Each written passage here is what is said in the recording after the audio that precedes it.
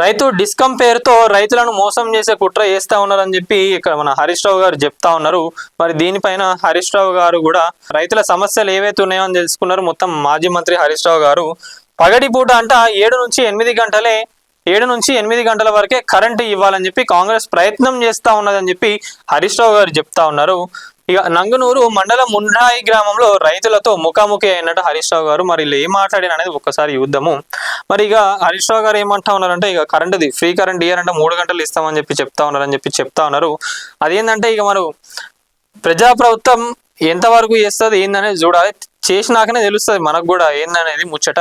మరి రేవంత్ రెడ్డి గారు ఒక సైడ్ చెప్తానే ఉన్నారు, నేనైతే ఎక్కడ కూడా మీటర్లు పెట్టాను, ఇన్ కేసు అట్లా చేసినా కూడా నేనైతే మళ్ళీ ఎలక్షన్లు అనేది లించోను అని చెప్పి రేవంత్ రెడ్డి గారు చెప్తా ఉన్నారు. మరి మీరు దానికి సిద్ధంగా ఉన్నారా?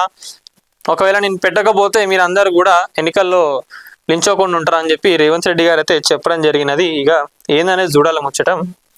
మరి రైతుల సంక్షేమమే లక్ష్యంగా పనిచేసిన బీఆర్ఎస్ ప్రభుత్వ హయాంలో వ్యవసాయ రంగం దేశానికి ఆదర్శంగా నిలిచిందని, కానీ ప్రస్తుతం కాంగ్రెస్ ప్రభుత్వం రైతులను పూర్తిగా నిర్లక్ష్యం చేస్తుందని చెప్పి మాజీ మంత్రి హరీష్ రావు గారు చెప్పడం జరుగుతున్నది. నేను ఒక ముచ్చట చెప్తే ఏంటంటే, హరీష్ రావు గారు మంచి కౌంటర్ ఇచ్చిండు. ఒకటి, నీళ్ల గురించి ఇంతగానో మాట్లాడుతూ ఉన్నది ప్రజాప్రభుత్వం. ఒకప్పుడు తెలంగాణ రాకముందు రేవంత్ రెడ్డి గారు మాట్లాడిన ముచ్చటనే ఇది.